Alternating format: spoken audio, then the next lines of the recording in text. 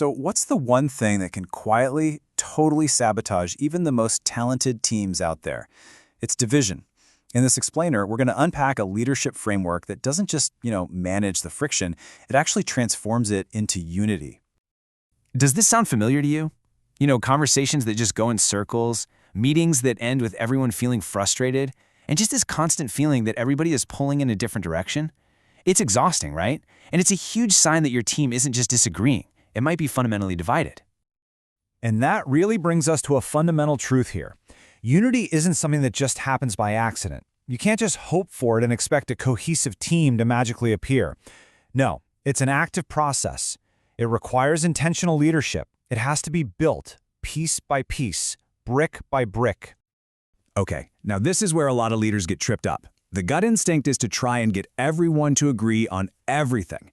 But what if I told you that chasing constant agreement is actually making the problem worse? Let's dig into that idea. So let's break this down. See, agreement is often kind of shallow. It's based on personal preferences, and it's all about seeking conformity, getting everyone to do it my way. Alignment, on the other hand, is so much deeper. It's rooted in shared convictions, and it's aiming for unity around the big stuff, the mission, the vision, the values. It's the difference between arguing over what color to paint the rooms and just agreeing to build the same house together in the first place. I mean, think about it like this. Preferences are about the right way to load a dishwasher, forks up or forks down, or whether you dunk your Oreo for 3 seconds or 5. These things are totally trivial. Trying to lead a team by getting everyone to agree on their personal preferences is not only impossible, it's as pointless as trying to write a company-wide policy on the perfect way to dunk a cookie. So, if agreement is the wrong target, then what's the right one? Well, it's all about the power of alignment. This is the real goal for any leader who's trying to build a truly unified and effective team. So what is alignment really? Well, it's a shared commitment. And that word commitment, that's the key. It doesn't mean everyone has the same opinion on every single little detail. It means everyone has made a conscious choice to commit to the same direction, and they're guided by the organization's core principles. And this is a really crucial distinction to make. Look, feelings are fickle, right? They change day by day, hour by hour. Alignment goes way beyond feelings. It's a strategic commitment to a shared identity, who we are right now, and a shared future, who we're trying to become. It focuses the entire team on a purpose that's so much bigger than any one person's mood or preference on a given day. Okay, so that's the what. But how do we actually create this culture of alignment? Let's get into the practical playbook for leaders. And it all starts with a simple but incredibly powerful philosophy. Solve problems, but value people. This quote just nails it completely. Look, you're going to have disagreements on your team. That's actually a sign of a healthy team with diverse perspectives. The danger isn't the disagreement itself. The real danger is when we choose to let that disagreement turn into division. The conflict is going to happen. The damage? Well, that's optional. So how do you make the right choice? A unifying leader consistently makes 3 conscious decisions. First, they always prioritize the team's health over their own need to be right. Second, they attack the problem, not the person. And third, they make sure every single individual feels valued and respected no matter what the situation is. This right here is the core mantra. You should write this down.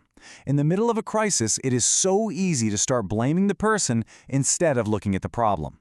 That's exactly where division begins. Great leaders have the discipline to separate the two. The problem? That's the enemy. But the person is always your teammate. All right, here's an incredibly practical tool you can start using today.